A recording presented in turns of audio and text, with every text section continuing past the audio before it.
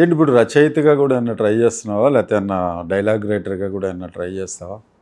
అంటే రచయితగానే కాదన్న, నేను కొన్ని అనుకున్నాను, మంచి థాట్స్, మంచి ఆలోచనలు ఉన్నాయి. సో దానికి తగ్గట్టుగా ఇంకెవరైనా వస్తే, ఫస్ట్ నుంచి నాకు అది ఉందన్న. ఏంటంటే ఏదన్నా మనం ఏదన్నా మన ఆలోచన కూడా ఇప్పుడు వెండి తెర మీదకి పోతే దాని బలం తెలుస్తుంది. ఓకేనా, అట్లా నాకు కొన్ని మంచి మంచి థాట్స్ ఉన్నాయి. నేను చాలామందితో సీనియర్ ఆర్టిస్టులతో కూడా షేర్ చేసుకున్నాను. ఉదాహరణకు మన షఫీ అని ఉండు, అవును, చాలా వెర్సటైల్ ఆర్టిస్ట్ ఛత్రపతి షఫీ గారు. బాగా మాట్లాడతాడు, చాలా మంచి వ్యక్తి. సో రాము నిన్ను ఒకే యాంగిల్లో చూసాం కానీ ఈ యాంగిల్లో చూడలేదు. వాటి ఏ టోన్లో చెప్తాడు ఆయన? ఊరికే మీరు వెంటనే బ్యాట్ బాల్ తీసుకోండి అంటారు.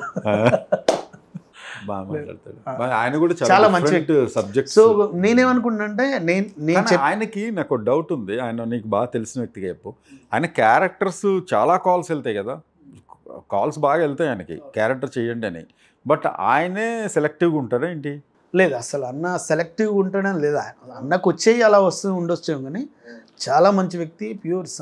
రెగ్యులర్గా చాలా వస్తాయి ఆయన క్యారెక్టర్స్, కానీ ఆయన చాలా సెలెక్టివ్గా కొన్ని సినిమాలు చేస్తారేమో, కొన్ని వదిలేస్తారేమో అనిపిస్తుంది నాకు.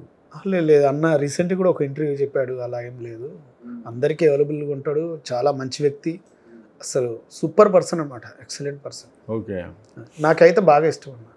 నువ్వు మామూలుగా రాసుకుంటావు కొటేషన్స్? నేను రాసుకుంటాను. ఇంప్రూవైజేషన్ కూడా స్పాట్స్లో కొన్నిసార్లు డైరెక్టర్లు కొంతమందికి నచ్చుతుంది, కొంతమందికి వద్దులేదాము ఇలా చేసేయండి అని చెప్తారు.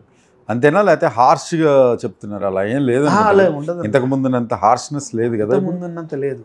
ఒకప్పుడు కొంచెం డైలాగ్ని దాన్ని బాగా ఎంజాయ్ చేసేది. ఇప్పుడు ఏంటంటే ఒక మూవీకి, ఒక సినిమాకి వెళ్ళినామంటే మనకున్న సమస్యలు మర్చిపోవాలి, అదే ప్రశాంతంగా ఆనందంగా నవ్వుకొని రావాలి ఏంటి.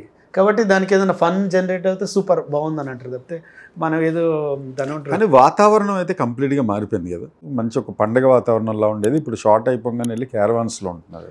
అది అంటే అది అలవాటైంది, కాకపోతే ఇప్పుడు కూడా అది ఉంది నా వాతావరణం. అంటే అక్కడ ఉన్నాయి కాబట్టి, ఫెసిలిటీ ఉంది కాబట్టి వెళ్తారేమో, కానీ కొన్ని సందర్భాల్లో ఎక్కువసేపు ఉందనుకుంటే అవసరం లేదు, అందరం ఇక్కడ కూర్చుందని కూడా అక్కడ కూర్చొని మాట్లాడుకుంటున్నారా. హెల్దీ జనరేషన్లో మారుతున్నా కూడా అలా ఏం లేదు, మార్పులు వచ్చి ఉండొచ్చు, ట్రెండ్ మారుతున్నప్పుడు. ఫోన్ వచ్చింది కదా అని ఫోన్నే పట్టుకొని కూర్చోరు.